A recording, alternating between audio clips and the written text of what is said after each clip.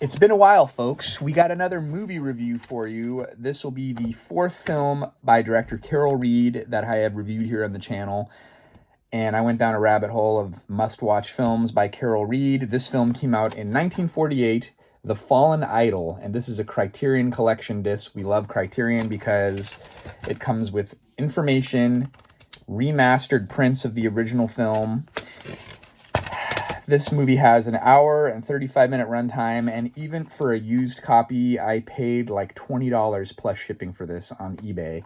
And the new releases from Criterion were like somewhere closer to 35 to 40, Blu-ray release only. So I wanted an older DVD copy, and here we go. So this movie is considered one of the top 50 British films of all time. I think it ranked number 45. It was considered a box office failure. It had a budget of 397,000 British pounds and only went on to gross 215,000 at the box office in the UK. So not a commercial success. However, it did win a BAFTA for Best British Film of the Year. And as it has grown with age, it has become pretty much a classic.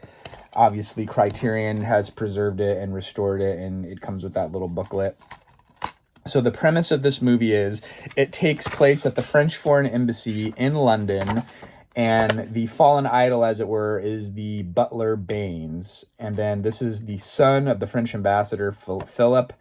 And basically, there's only really one good noir-style shot in the whole film, which is this night scene where Philip is running through the streets of London, and he encounters... Dang it.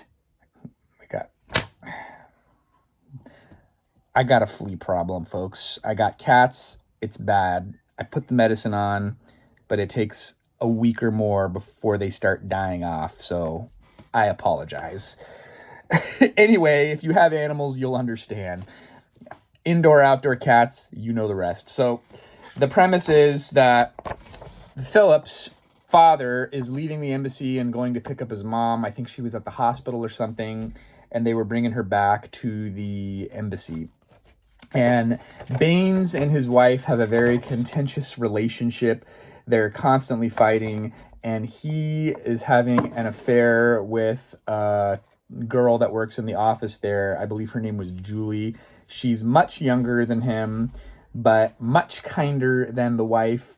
And he tells Philip that that's his niece, but really they're having a love affair.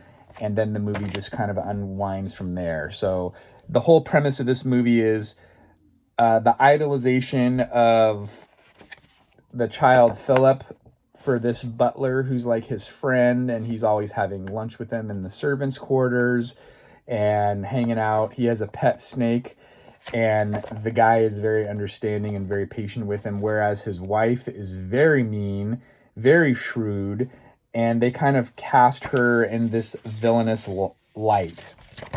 Here you can see their buds. They're just hanging out. So this film is another rare film where Rotten Tomatoes score critic average is 100%.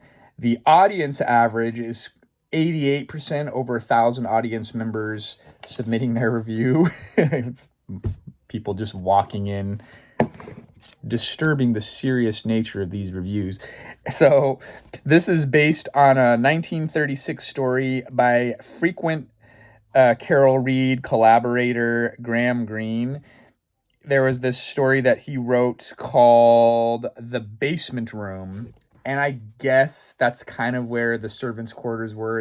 It was kind of this back of house area, and you just kind of see the life of the servants, but this little boy is just kind of hanging out with them while his dad is this, again, like I mentioned, he's a French ambassador in London.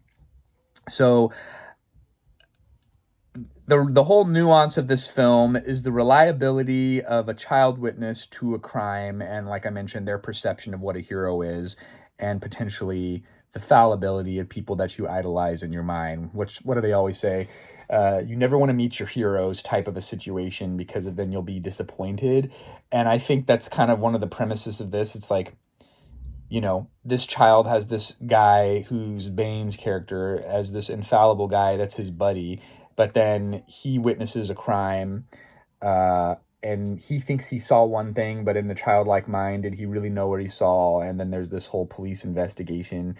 And I think my only it's interesting because movies of this time, they have, I feel like, a moral lesson, and the whole thing of infidelity is kind of played out, and they make the wife seem like this ogre, which she was, but then in the end of the movie, this guy gets to go off with his mistress and live happily ever after. And I didn't really like that. And I think that kind of shaped my opinion on the film because of acting wise, it's awesome.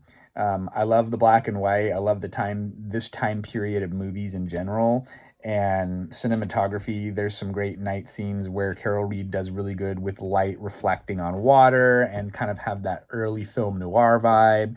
But I did not kind of like some of the message that I felt that they were sending, where you see this happily ever after of the guy that was cheating on his wife with this younger woman, and then they kind of go off into the sunset scot-free from their indiscretions at the end of the film.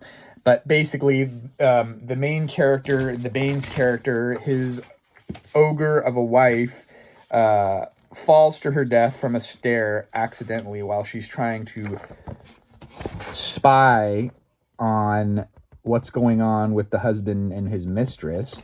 And the boy thinks that Baines, the idol, pushes her. And so that's kind of like where the whole story unfolds. But then there's no repercussions in the end. Obviously, she died by accident, but that's kind of not the perception of what the boy felt was going on. And the police were thinking maybe he murdered her because he was lying to cover up his affair. I didn't like that, and that affected my review, which is why I'm going to go against the grain of the critics and the audience, and I'm going to only go 3 out of 5. It was probably, out of all the Carol Reed movies that I've watched so far, this is probably my least favorite of his films, even though this is considered, again, up there with his top 3 movies. 7.6 out of 10 IMDb score, but for me, the overarching message, it just didn't sit well with me, and that's kind of where I came to my conclusion. I really struggle with it because I thought maybe I'll go to 4 out of 5 because there was a lot of good stuff, but overall, some of the way they ended things, I don't know. It didn't sit well with me, but who am I? I'm just a guy broadcasting from his office in nowhere land in the Central Valley. So what does my opinion matter? I'd like to know your thoughts on this movie and if I'm way off base and only giving it a 3 out of 5. Again, it wasn't the acting, it wasn't the style of the film, it was more like the moral of the story. I don't know. It kind of like let this guy committing adultery go off into the sunset scot-free, and that really bothered me. So until next time, folks, we'll see you then. Thanks for watching.